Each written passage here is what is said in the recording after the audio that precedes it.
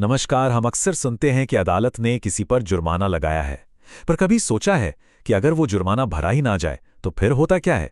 ये एक ऐसा सवाल है जिसके कानूनी नतीजे काफी काफी सीरियस हो सकते हैं।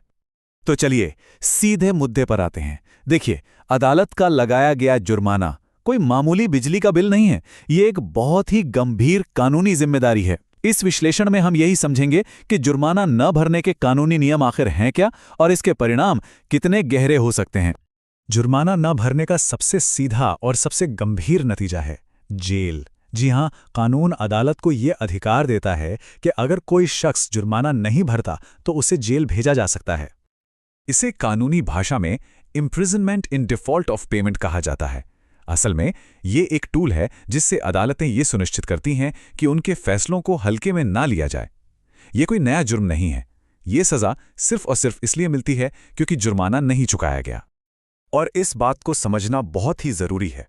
मान लीजिए किसी को एक जुर्म के लिए पहले से ही जेल की सज़ा मिली हुई है, तो जुर्माना ना भरने पर जो जेल होगी वो उस ओरिजिनल सज़ा के ऊपर से होगी। मतलब ये एक एक्स्ट्रा सज़ा है, ये उसकी जगह नहीं लेती। तो सवाल ये उठता है कि ये जो एक्स्ट्रा जेल होगी वो कितनी लंबी होगी? ये इस बात पर निर्भर करता है कि असल में जुर्म किस तरह का था। इसके लिए कानून में दो अलग अलग सिनेरियो बताए गए हैं। तो इस सज़ा को कैलकुलेट करने के दो मुख्य तरीके हैं। पहला तरीका उन जुर्मों के लिए है जिनमें जेल की सज़ा का प्रावधान होता है, और दूसरा उन जुर्मों के लिए है जहां सज़ा सिर्फ जुर्माना ही होती है। और दोनों में हिसाब लगाने का तरीका बिल्कुल अलग है। यहाँ एक बड़ा दिलचस्प नियम सामने आता है जिसे हम 1/4 रूल या 1/4 नियम कह सकते हैं।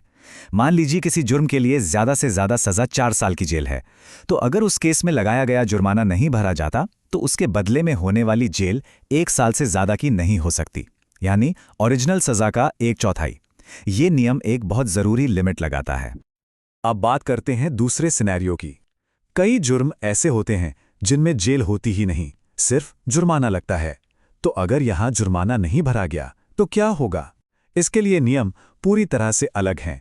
और एक खास बात यह भी है कि इस सिचुएशन में जो जेल होती है वो साधारण होती है, कठोर कारावास नहीं। यहां का हिसाब किताब सीधे सीधे जुर्माने की रकम से जुड़ा हुआ है। अगर जुर्माना 5,000 रुपये तक का है तो ज़्यादा से ज़्यादा 2 महीने की जेल होगी।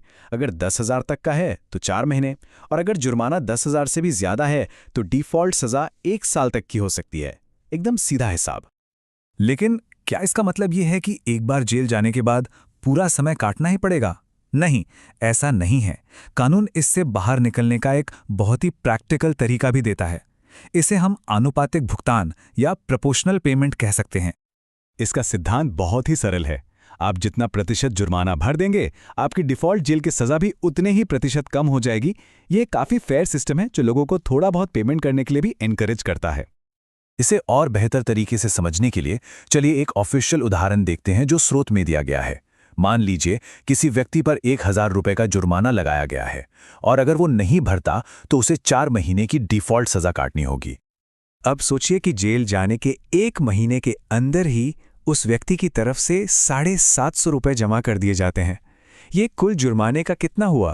3/4 यानी 75%। तो नतीजा क्या होगा? क्योंकि 75% जुर्माना भर दिया गया है, उस व्यक्ति को सज़ा का सिर्फ 25% ही काटना होगा। 4 महीने का 25% होता है 1 महीना। तो जैसे ही उसका 1 महीना पूरा होगा उसे तुरंत रिहा कर दिया जाएगा। ये दिखाता है कि पेमेंट का सीधा असर सज़ा की अवधि पर कैसे पड़ता है। तो ये पूरी प्रक्रिया काम कैसे करती है? पहला स्टेप, जुर्माने का एक हिस्सा चुकाया जाता है। फिर ये चेक किया जाता है कि सज़ा का कितना हिस्सा पूरा हो चुका है। अगर काटी गई सज़ा का अनुपात भरे गए जुर्माने के अनुपात तक पहुंच जाता है तो उस व्यक्ति को तुरंत रिहा कर दिया जाता है। तो क्या डिफ़ॉल्ट सज़ा काटने का मतलब ये है कि जुर्माना माफ़ हो गया? जी नहीं, बिल्कुल नहीं। और ये एक बहुत बड़ी गलतफहमी है। जुर्माना चुकाने की कानूनी जिम्मेदारी तब भी बनी रहती है। कानून के हिसाब से सज़ा सुनाए जाने के बाद 6 साल की एक लंबी अवधि तक सरकार उस जुर्माने को वसूल सकती है। इसका मतलब है कि डिफ़ॉल्ट सज़ा काटने के बाद भी सालों तक वसूली की तलवार लटकती रह सकती है। और ये वसूली सिर्फ कैश मांगने तक ही सीमित नहीं है। कानून सरकार को ये अधिकार भी देता है कि वो उस व्यक्ति की प्रॉपर्टी को जब्त करके या उसे बेचकर भी जुर्माने की रकम वसूल सकती है। और अंत में एक ऐसा नियम है जो शायद सबसे ज्यादा चौंकाने वाला है। एक अदालती जुर्माने की देनदारी इतनी मजबूत होती है कि ये दोषी की मौत के साथ भी खत्म नहीं होती। कानून साफ कहता है कि अगर मरने वाले व्यक्ति की कोई ऐसी संपत्ति है जिससे उसके कर्ज चुकाए जा सकते हैं, तो उस संपत्ति से जुर्माने की वसूली की जाएगी। ये दिखाता है कि अदालत का जुर्माना सिर्फ एक सजा नहीं, बल्कि एक स्थायी वित्तीय जिम्मेदारी है जो मौत के बाद भी बनी रह सकती है। तो सवाल ये उठता है कि क्या ये प्रणाली सजा और सुधार के बीच सही संतुलन बनाती है?